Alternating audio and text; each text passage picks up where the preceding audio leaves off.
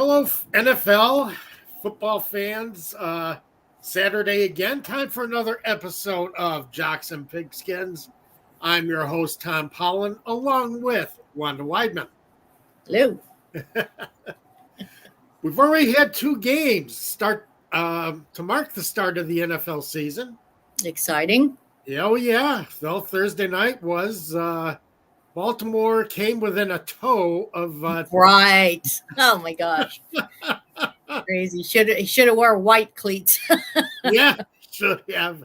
I'm telling you, and I'm sure Baltimore would have gone for that 2-point conversion if they had the chance, but got overruled. Funny, I was reading Pro Football Talk, and they mentioned that if it were anything less than like a featured,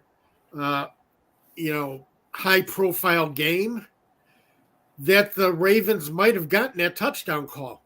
The fact that it was, the kickoff game, high-profile rematch of the AFC Championship game, they mentioned that there were extra cameras. There's so many extra cameras at this game. They wouldn't have gotten the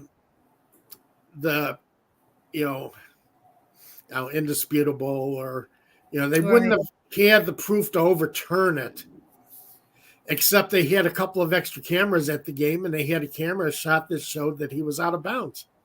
Yeah That's crazy. And yet with all these extra cameras, you think they would have called those numerous penalties that Kansas City had that was waived, including the bizarre timeout call by the defensive coordinator that wasn't addressed. They just kind of like brushed it off, and it was like no big deal. And so that was a crazy game.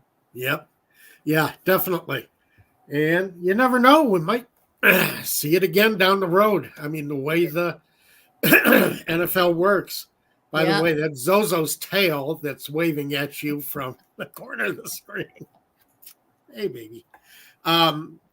We also had last night in Sao Paulo, Brazil, the Philadelphia Eagles. It was a back-and-forth battle, but the Philadelphia Eagles hung on for a 34-29 victory over the Green Bay Packers. And the big question mark to come out of that game is, how bad is that leg injury that Jordan Love suffered? And did not look good. He got folded, bent, and mutilated. Well, you kind of saw the knee pop out, but according to Twitter this morning, and Tom Pelissaro, there is no ACL tear. So it could be, could be a sprain. It could be whatever, even at a high ankle sprain, but it'll be out probably a few weeks unless something else comes of it. But yeah, we'll see. We'll see when we get the official diagnosis. That's going to be rough. Yeah. Before we get started with the main show, want to give a shout out to the sponsor of Atlanta Sports Unlimited and this show, Prize Picks. Prize Picks will match up to $100 of your first deposit. Use the promo code ASU to support this channel and the show. Prize Picks not only has NFL season player props, they have 32 different categories of prop bets for week one. So there's just all kinds of prop bets you can play with here. My Falcons prize pick of the week, Younghoe Koo, plus or minus 7.5 kicking points. Koo, I expect the Falcons to be in the red zone, a number of times, against the Steelers. I expect Koo to have a couple of field goals in this game, and all he has to do is pick up another, extra point or two, and he's got that nailed. So if you think the Falcons are going to score this weekend against the Steelers, and I think they will. Go ahead and pick up Koo for 7.5. I think that's a good pick. So, but remember, use the promo code ASU to let Prize Picks know where you saw their link, and have some fun. As I say, 32 different categories, so plenty to go.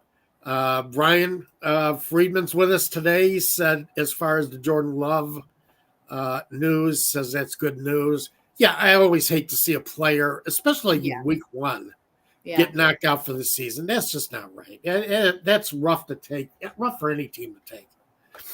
So we'll look at that. As I said, we gave a preview of the Falcons-Steelers game last week. Keys to winning for both teams. So you can always go back to last week's replay and see what we have for the teams. The one thing that we still have to look at for the Falcons-Steelers game that came up this past week is, will Justin Fields be starting against the Falcons? They're saying that Russell Wilson's calf sprain has flared up again.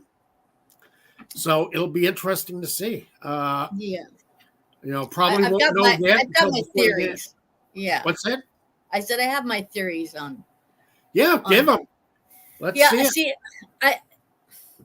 Is it possible that Russ is dealing with some type of PTSD from the Broncos season?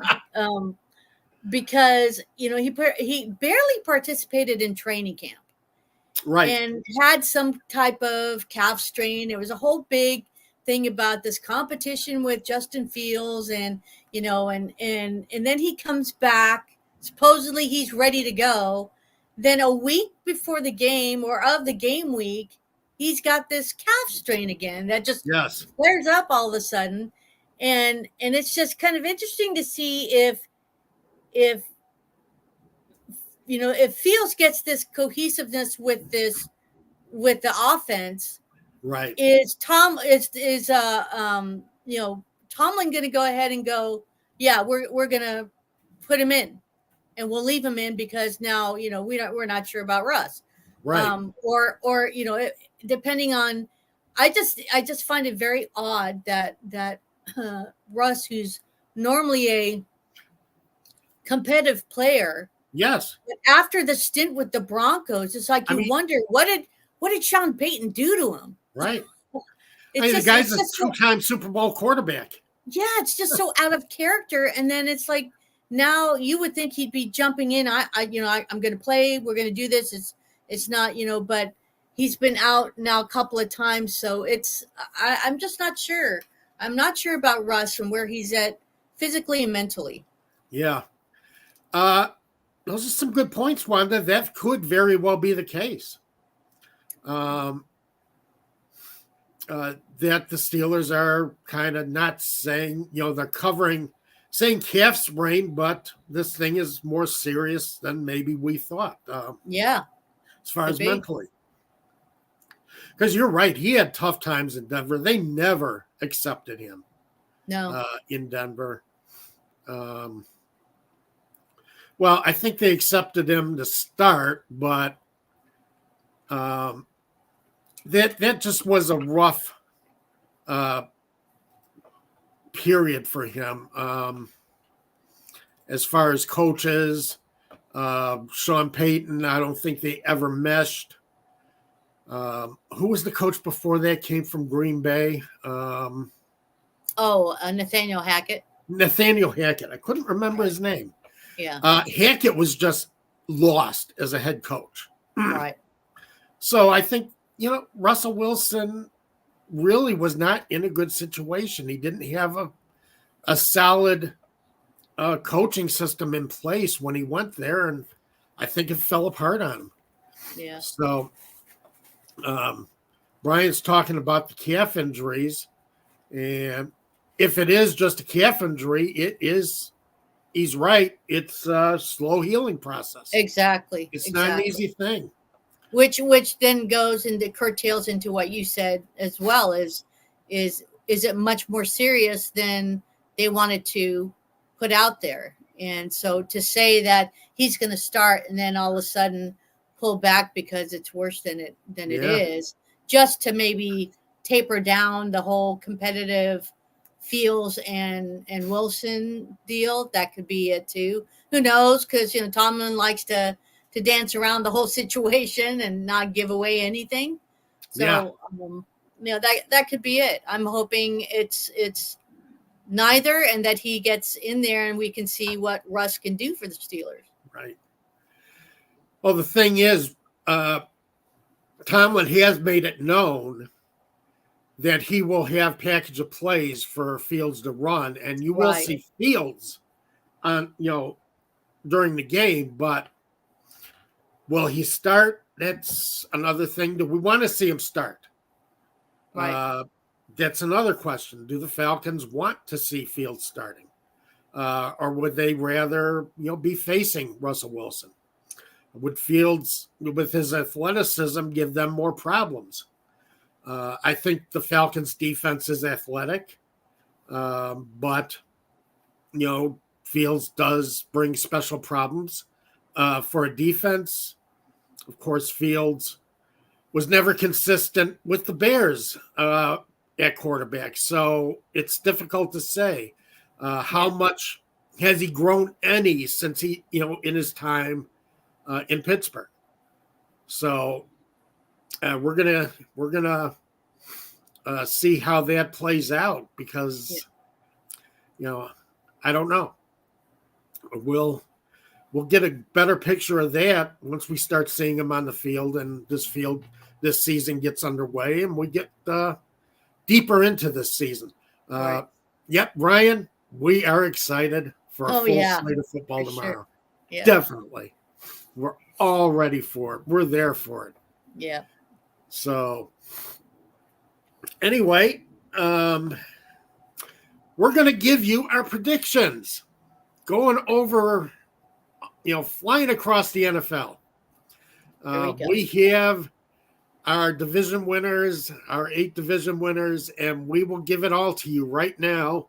So you still have time to wow your friends and you want to tell them, who you think will be your division winners, go ahead and give these out, or, take your tickets and come back at us at the end of the season and say, what were you guys talking about? Are you kidding? How could you guys predict that? Well, Brian says he'd rather see Russell Wilson. I do. Yeah. I kind of agree because, as I say, it's going to be Justin Fields does present new problems. However, Justin Fields did have certain inconsistency problems in Chicago. So we will see how he develops. I'm going to start with the NFC East. And as far as the NFC East, I'm predicting the Eagles take the East. The Cowboys come in a close second, but I think the Eagles are going to give you the NFC East. I think the Eagles are strong. They probably have one of the stronger offensive units in football right now with Hurts at quarterback. And Hurts just laid out a beautiful pass to A.J. Brown for the touchdown last night, 65 yards. And, has a strong receiver group. Has Saquon Barkley. Saquon Barkley. 3 touchdowns. Oh, God. That's crazy. Yeah. You saw him come alive. You saw really Saquon. You saw the Saquon we all know. Yeah. And he just loves this this defense. Kellen Moore really, I think, is the ideal OC for the Eagles, and I think for the run game. So you're going to see a lot of Barkley as that 3 down back. I think it's going to be. Yeah. I totally agree. It's the Eagles that are going to take that division, and we'll see how the rest of it goes. But yeah, I totally agree there. So going to be strong. I think the Cowboys are a close second, but I don't know. There's something does not grab me with this Cowboys team. And I know they got the deal done with CeeDee Lamb, but they're still working on that Dak Prescott deal. Well, apparently Dak Prescott's done negotiating that deal. He said Friday was his deadline. So he's on a 1-year contract. His coaching staff's on a 1-year contract. Everybody's kind of playing for their lives in Dallas these first 2 weeks. And I don't know. I'm not a big fan of the way Jerry Jones runs that team anyway. Right. He's not a general manager. He's trying to be a general manager. He's always tried to match that success that Jimmy Johnson had his first couple of years with the team. And he's not going to do it because Jimmy Johnson was a football man. Jerry Jones was not a football man. Yeah. And over the years of doing it, he hasn't become a football man. So I think the Cowboys take that division, and taking the Commanders for 3. Jaden Daniels, it's rough to go through a season with a rookie quarterback. There are going to be ups and downs. Daniels was considered to be the second best quarterback coming out of college, but it's NFL time. You know, you're up to full speed with these games.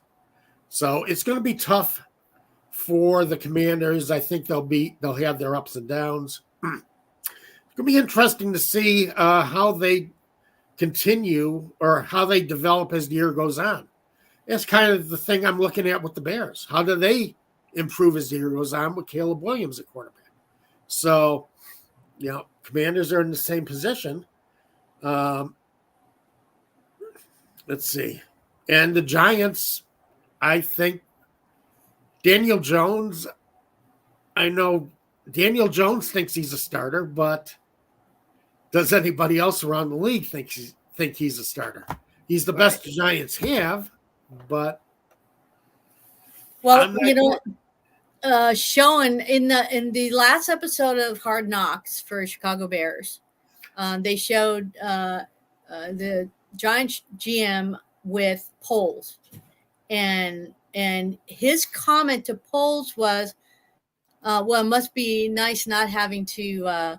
To hunt for a quarterback anymore, and he goes, he goes, well, and he kind of mumbled something underneath, and you're sitting there going, he's there to look for a quarterback. So it's obvious that the Giants are looking for a quarterback, and they also don't see Jones as their future starter going forward. So even though they just gave him a huge deal.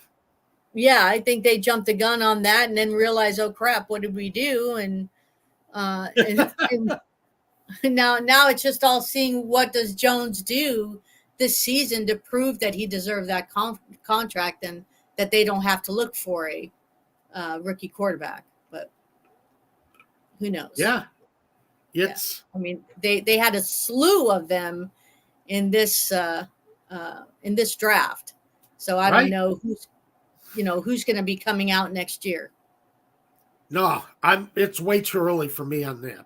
Right. I don't start with the draft until free agency actually starts. Yeah. Because and we're going to be inundated with mock drafts between now and. Oh yeah. Yeah. I didn't want to see them. Filthy, especially now that the college season started. You're right. Oh, yeah. So everybody will have an opinion. Yeah. That's the way it goes here. But I want to see what teams do in free agency before I start thinking about who they're going to draft. Yeah. It's ridiculous. But they're part of the landscape, and that's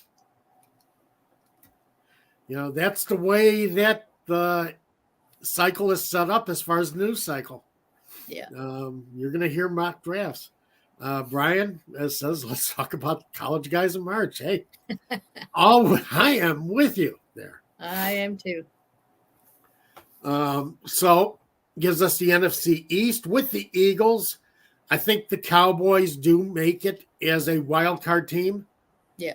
But again, and we've seen the Cowboys. The Cowboys were at near or at the top of my power rankings all of last season. But they collapse in the playoffs. They can never win when it comes time for the postseason. So, yeah. And I am through reading my statistics and not counting on them for the postseason anymore. I mean, can they continue now that they went backwards and signed Zeke? Ezekiel Elliott to be their starting running back. They let him go. He went someplace else and came back here, and now Tony Pollard is gone. That's the problem.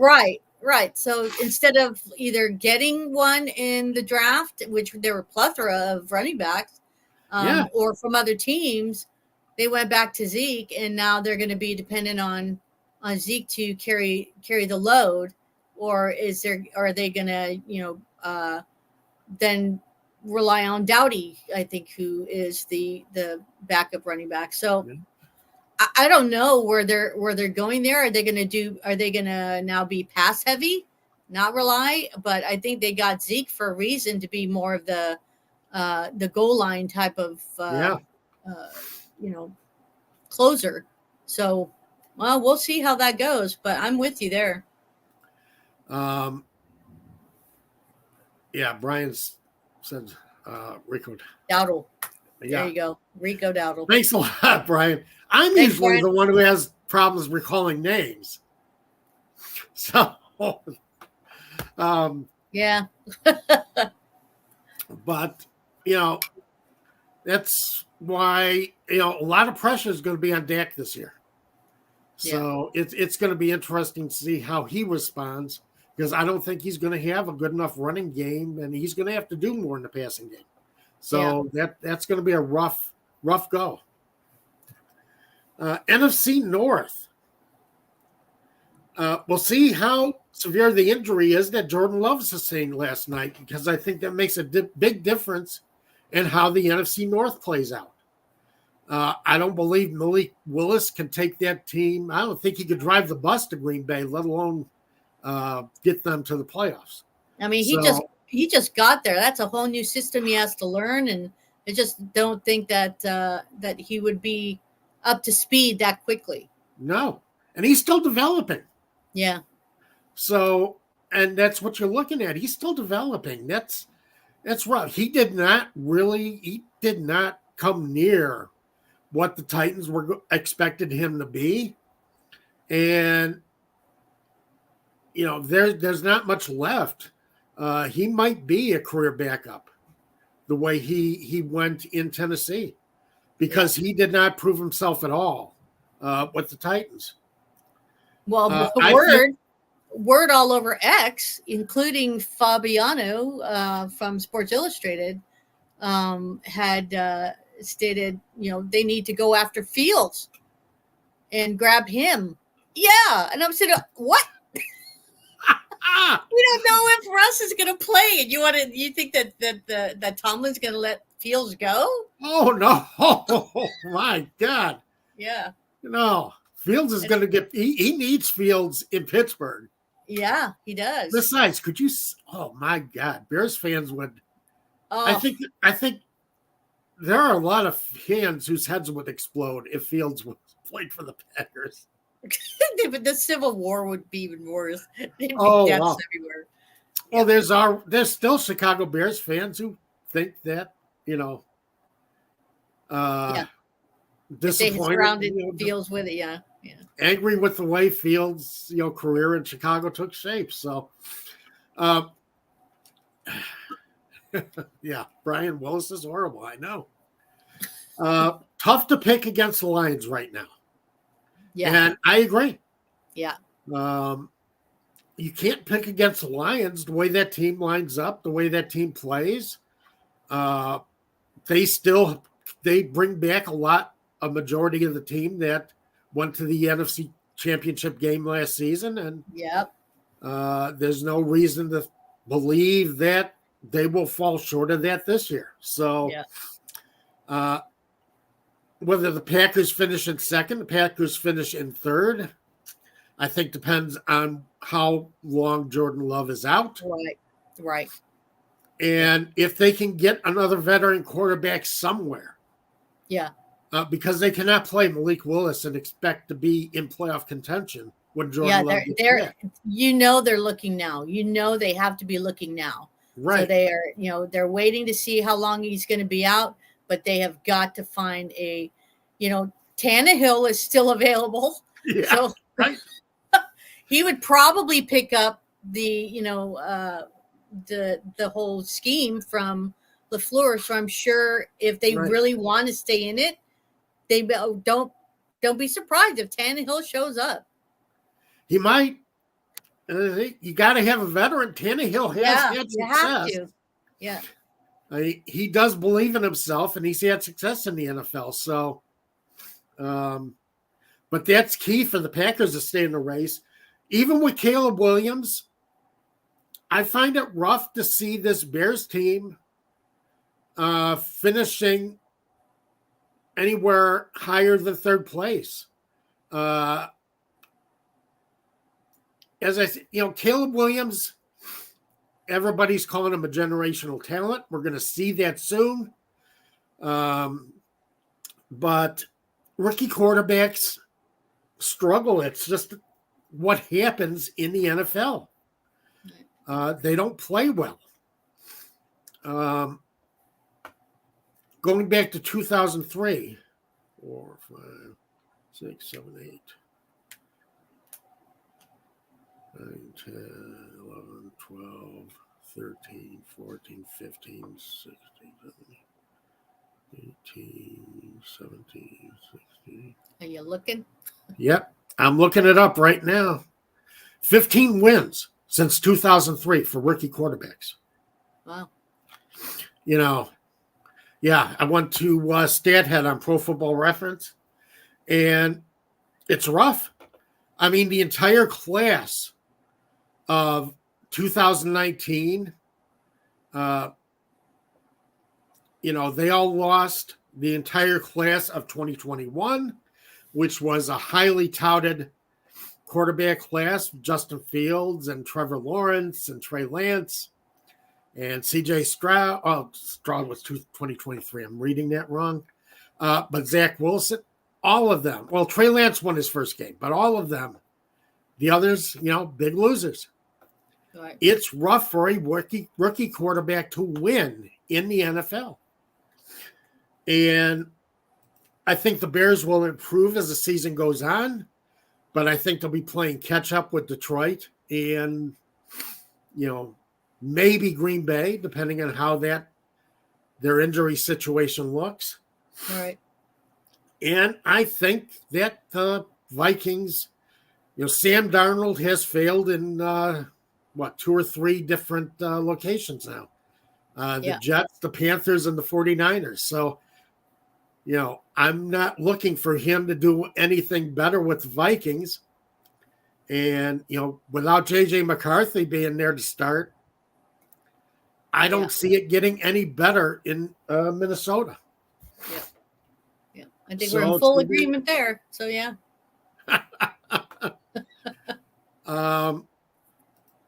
As for the NFC South, here we go.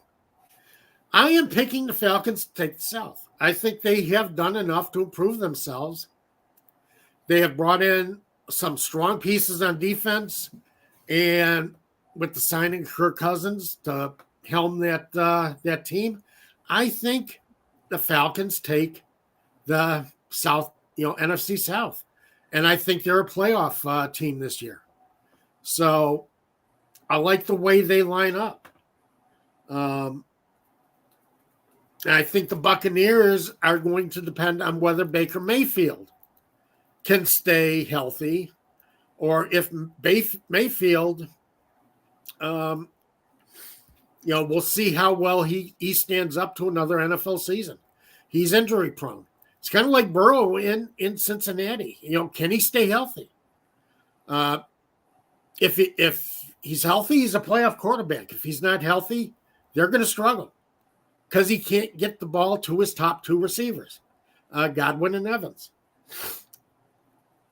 And they don't have a quarterback who can take over or take them to the playoffs behind Baker Mayfield. So I'm all in on the Falcons this year.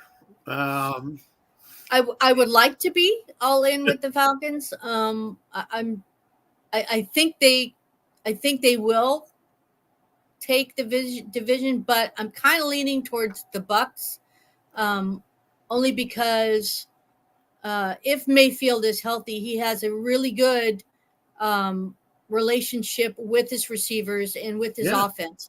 So I think he's going to at least start off strong to get the Bucs going. With Cousins, Cousins didn't have any playtime whatsoever, preseason, nothing, to get thoroughly acclimated with his team in real time. So that's going to be like back and forth for me. So we'll see who comes out of it first. And that's the problem with me. And I know we talked about this during the preseason.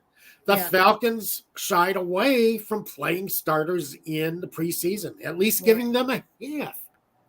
Just, one half of football of real, being on the field and seeing, an opponent. Right. Trying to ramp up the intensity in practice. I don't care. It's still practice. It doesn't work that way. They got to be on the field facing another team. And how much rust does Kirk Cousins have? Right. He's thrown plenty of passes in preseason. He looks ready from the film that I've seen from preseason. But what does he still have? How long is it going to take him to get on the same page with his receivers? Todd chimes in here with his talk about Kyle Pitts. I think it's some. Yeah. Yeah. I'm telling you. Yeah. That's a good. That's a good thing to talk about. Where is Pitts in this? Now, granted, he came out on X and actually was very upset and stating that the rumors of him being injured are not true. He just had some little ailment or whatever, but he says that's done. He will be playing week 1. Okay. So he's just straight out said it's rumors and that he's ready to go. So if that's the case, I don't think you have to worry, Todd. And this is a season. Pitts has to perform this year. Yeah, he has to. So he's got to prove himself. And that's all there is to it. It's that basic. So we'll see how well it goes. I think, Saints take third, but still, this is a team that's quarterbacked by Derek Carr. And he has been up and down. He's shown, but he's been up and down his entire career. He was that way in Los Angeles or Oakland. And so we'll see how it develops, but I don't trust the Saints. I just don't. Yeah. I think Allen, this is going to be his last season as head coach. Yeah. Good defensive coach, but this team struggles on offense, continues to struggle on offense. If Alvin Kamara gets hurt, they don't have anybody behind to really step in as a running back. So if they don't utilize Kamara and the weapons that they have on there, and if Allen continues to push Taysom Hill, now that he's a tight end, pushing to get the ball to him, you're not going to have an offense now. It's just going to be all one-sided. And Carr needs to spread the ball around. He needs to get that offense going. They need to get the run game going to open up that offense so Carr can, because Carr's got a great arm. If he can get the ball down the field, you're going to score. But I'm with you. It's just hard to say, where this is going to go for the Saints. Is Carr going to be able to carry the team? Carr has heart, loves to play the game, and really wants to succeed. But you have to kind of see it on the field, and we haven't really seen that. Last year was just so sporadic, and maybe there's connection now this year. Who knows? But yeah, I agree. Third in that division with the Panthers closing. Yeah. So, and we'll see how that Panthers team, see how Bryce Young develops in his second season. Yeah. Because he was just overwhelmed his first season. And I don't think it was just offensive line problems. I think he was just overwhelmed by the league. Yeah, I think so too. Marcel says by the time Atlanta gets to play divisional play, they'll be ready in tune. Yep. I don't see why not, Marcel. Yep. I don't see why not. I agree with you. They could be ready. They've got the weapons. They've got the both on both sides, offense and defense. They just need to execute well. Right. And they should. Yeah. There's no reason why they can't. Yeah. So once he shakes the rust off, I see Atlanta. I see Cousins and Atlanta Falcons being, fully ready for the NFC South. And I think those games against Tampa Bay are going to be hot. Yeah. They are going to be sharp. So NFC West, in my opinion, the Rams go as far as Matthew Stafford takes them. Yeah. And it's going to be a battle with the 49ers. But the thing with the 49ers is they were amazingly healthy last year. Yeah. Any key injuries to the 49ers, and this starts slipping. Yeah. They start falling. So, I mean, they were at the top of my statistical power rankings last season. But, they have to stay healthy, and it's tough staying healthy 2 seasons in a row in the NFL. Things happen. We saw it in the first 2 games. Unexpected injuries. It always takes place. You cannot count on being healthy throughout the season. And I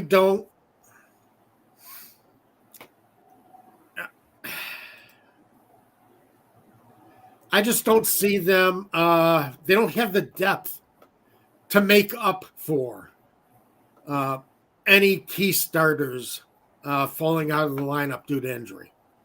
So I'm going to be interested to see how this goes and how the 49ers go this year. Because if the 49ers slip, I think the Rams are still capable of taking that division. That's if Stafford can stay healthy. Yeah, that's if Stafford. Yeah, see, because Stafford also has his issues, whether it's a thumb or his back, and neck issues. So, if he can stay healthy too, then there's a possibility. But if he can't, and you've got Stetson Bennett as the backup coming in. Now it's all 49ers and there's no excuse. Right. Yeah, exactly. Yeah. So we'll see how it goes. It's going to be fun. Yeah. Brian did make an interesting point. I actually hadn't looked at it that close, but 5 of their first 10 games are against the division. But yes, Marcel, by the time they get to week 4, I think they will all be on the same page. And they'll be ready to make hay against the New Orleans Saints. So we'll see how that goes. Yeah. Hang on Let's see. We'll switch over to the AFC. Time to hit the AFC. I'm taking Buffalo. Oops. Lost Wanda for a second there. There she is. I'm taking Buffalo to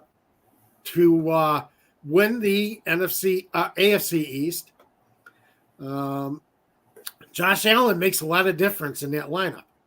I know they lost, Gabe Davis and Stephon Diggs. Yeah. Stephon Diggs, but I do think Buffalo still takes the East, and Miami had defensive problems last year. You can run on the Dolphins, so it's a matter of can you beat the Dolphins' speed, and that's always it's tough for a lot of teams, but Miami has to prove to me that they have the poise to be a winner. They were 1-5 last year against teams that finished the season over 500. Yeah. And I want to see them be able to, I want to see them be able to actually compete against the top teams in the league, or else you're not convincing me that you're ready to be a serious Super Bowl contender. They'll make the playoffs. I think they make the wild card, but they're going to be a wild card team. So that's my pick. What do you have for the East? I actually went with the Dolphins. I think they've got their everybody's healthy right now. I think they figured out what they needed to do in defense, and Tua seems very healthy. Lost weight, got himself bulked up a little bit. So I think they're gonna put a lot of pressure on Buffalo. Buffalo, I'm not sure. Yes, Buffalo has they've got 3 receivers. Keon Coleman is the rookie. He still needs time to develop, I think. But they have Shakir, and I can't remember who the other one is. And then they still have James Cook, solid running back. In my eyes, I think he's solid. So I think they can still pull it off because Allen is just so competitive. Right. And I think I think it's just going to be really close. I think those 2 teams are going to be neck and neck in this division. So I think it's going to be rough. With the Jets, people automatically think Aaron Rodgers is going to take them to the promised land. Yeah.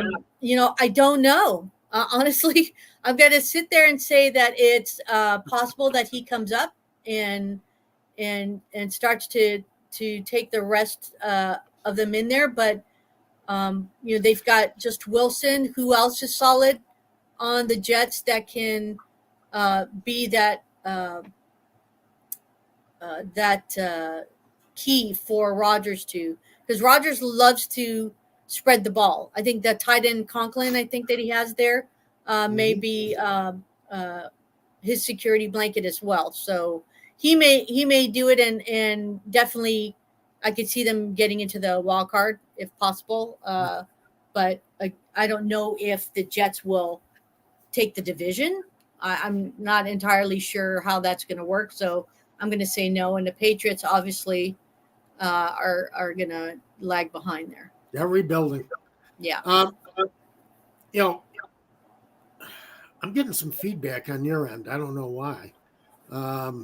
But I find it interesting. You know, I don't think Aaron Rodgers is everything that people make him out to be right now. And I don't, you know, I know he's a Hall of Fame quarterback. I know what he did in Green Bay. I know how he does in the passing game, but I don't know if he's able at 41 to be able to bring that to the table one more time. And it's a matter of him staying healthy, and it's tougher to stay healthy when you're, when you've crossed 40. And, I've said repeatedly, there's only a few quarterbacks who've actually made an impact after the age of 40. Brett Favre took the Minnesota Vikings to the NFC Championship game and came within ill-advised cross-body pass of actually getting the Vikings to the Super Bowl. And Warren Moon took his quarterback twice past the age of 40 and was able to manage 500 records. But, and other than that, you got Tom Brady, who, is just the exception to the rule. But, right. You get to that age and things start slowing down for you. You see that receiver and you don't get rid of the ball. Fractions of a second make a difference in the NFL. In any pro sport, fractions of a second make a big difference. So you can't, you lose those reflexes as you get older. I mean, right. I'll tell you that for, everybody does. And it's so if he sees the receiver, will he get the ball to the receiver on time? Or will he be a fraction of a second late delivering that ball and give the defender time to knock it away or make a play on it? That's what we're looking at. That's what it comes down to. He'll make plays, but can he make those difference makers, those little plays that drive your team down the field? And can he do it? And he could, if he was with his normal receivers that he had, that he was used to playing, yes. But being that he hasn't really had that that much time with the receivers that they have to develop that, and not play enough in practicing with them preseason as well, it just doesn't give them enough time to mesh with Rodgers. It's just the assumption, hey, you're in the NFL, and that's how Rodgers looks at it. You're in the NFL. You're a wide receiver. You're supposed to be professional. Go catch the ball. Right. That's really how it is. Yeah, that's how he is exactly. I don't know how that's going to work. We've seen enough of him. Oh. And actually thankful we don't have to see any more of him. Right. But the Jets have a defense that I think is playoff caliber. Yes, absolutely. Absolutely. They're ranked the number 2 defense. So, yes, I would have to agree. But it's their offense that's going to fail them. AFC North, tough call between the Ravens and Bengals. Again, I come back to, can Joe Burrow play an entire season healthy? Because he's a Super Bowl quarterback. Right. And is Jamar Chase ready to play? He skipped the entire preseason. No off-season workouts, no preseason games, no training camp. Is Jamar Chase ready to play? All-world wide receiver when he's prepped and ready to play a season, but is he ready? Yeah. That's, going to be rough. And I think the Ravens are still good enough, although their defense was terrible, on Thursday night. Yeah. But they had their moments, but they could have made some stops. There were just too many open field. I mean, that was nuts. They just playing wide open, and there was just not coverage there. So They dropped the ball there. So I'm saying it's still the Ravens. Yeah. Marcel's saying the Ravens. And either way, I think both teams are playing tight all season. Yeah. It's going to be an interesting race in the AFC Yeah. North. I think the advantage with the Ravens is that Lamar is mobile quarterback. Yeah. And being that, then he becomes that triple threat. Boy, did he show that against the Chiefs. Man, He sure did. Them. Yep. He carried that team. He sure did. Yep. AFC South. Everybody seems to be ready to crown the Houston Texans as the heir apparent in the AFC South. And I'm saying beware Jacksonville. Jacksonville has made some improvements to this team. Yeah. And Trevor Lawrence has bulked up. He's in incredible shape. He is ready. I think it's going to be tough. I would not count out Jacksonville to take the AFC South. It's going to be a tight race. It's going to be interesting to see them head to head. I think the Titans are third. Will Levis, I'm not sold on him as a starting quarterback yet. Colts, Anthony Richardson is, this is basically his rookie season. He did not play well. Well, I mean, he didn't play except for 4 games last year. So it depends on how long it takes for him to get up to speed, and takes for him to answer the question: is he an NFL quarterback? So we'll see. I agree. I agree with you 100% on the AFC South. I think the Jaguars may surprise everybody. Yeah. The relationship between what is his name now? It's just slipping my mind. The quarterback for the Jaguars. Trevor Lawrence. Lawrence and Evan Ingram have this really good relationship now.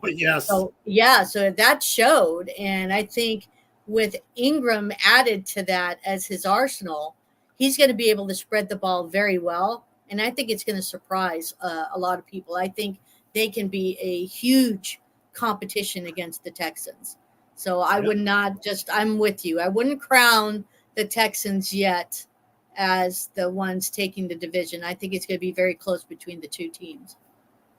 Yeah. So, I want to see, CJ Stroud, took the rookie off his name halfway through last season. Just, he's a veteran now. He's proven, he's shown what he can do. Yep. He's very good. I think Trevor Lawrence might surprise you there. Right. AFC West, before we get to a few predictions, Nostradamus is here. He's going to give you picks for Sunday's games. AFC West, in my opinion, has to be the Chiefs. Yeah. You got it. It's a given. You got to beat the Kings if you want to be there. Yeah. You take them off their throne. I think Jim Harbaugh, the Jim Harbaugh effect does lift the Chargers. Right. But it has to be the Chiefs. And I say you got to beat the Chiefs before you can be the Kings. Right. And that's the way it is. That's the way it I'm is. saying the Chiefs. Yeah. So with that, we are going to get to our prize. Well, my prize pick position predictions for week 1. And I'm going to give you 3 against the spread picks for week 1. Nostradamus predicts. Prize picks. Remember that sign up for prize picks. You still have plenty of time. Season's just getting started. Remember that prize picks will match up to $100 of your first deposit. So take prize picks. Remember to use the promo code ASU. Let them know where you heard of prize picks. Support the channel, support the show. And here are your prize pick predictions for week 1. They are giving you your first pick. They are, all Caleb Williams has to do is get the ball past the line of scrimmage And to you win. anyone That's it. in the passing game.